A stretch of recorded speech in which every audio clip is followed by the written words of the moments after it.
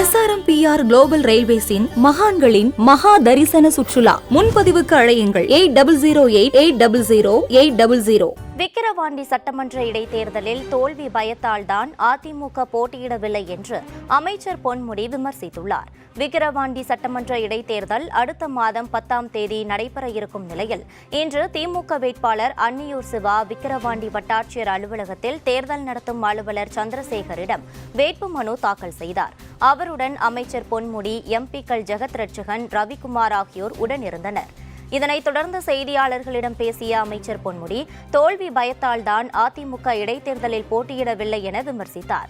மகளிருக்கான பல்வேறு சாதனைகள் இந்த தேர்தலில் வெற்றியாக அமையும் என்றும் 1,00,000 வாக்குகள் வித்தியாசத்தில் திமுக வேட்பாளர் சிவா வெற்றி பெறுவார் என்றும் பொன்முடி உறுதிபட தெரிவித்தார்.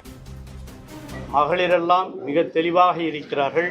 தளபதி அவர்கள் மகளிருக்காக செய்திருக்கிற சாதனைகளுக்காகவே இந்த விக்கிரவாண்டி தொகுதியிலே நாம் பெருவாரியான வாக்குகள் வித்தியாசத்தில் வெற்றி பெறுவோம். ஒருத்தர் எப்படியும் தோல்வி வரும் என்பதற்காகவே இதை விட்டு விலகிவிட்டார்கள். மற்ற 2 பேரும் சேர்ந்து நிற்கிறாங்க. அதனால் கண்டிப்பாக 1,00,000 வாக்குகளுக்கு மேல் வித்தியாசத்திலே நம்முடைய அன்னியூர் சிவா அவர்கள் வெற்றி பெறுவார் என்பது உறுதி.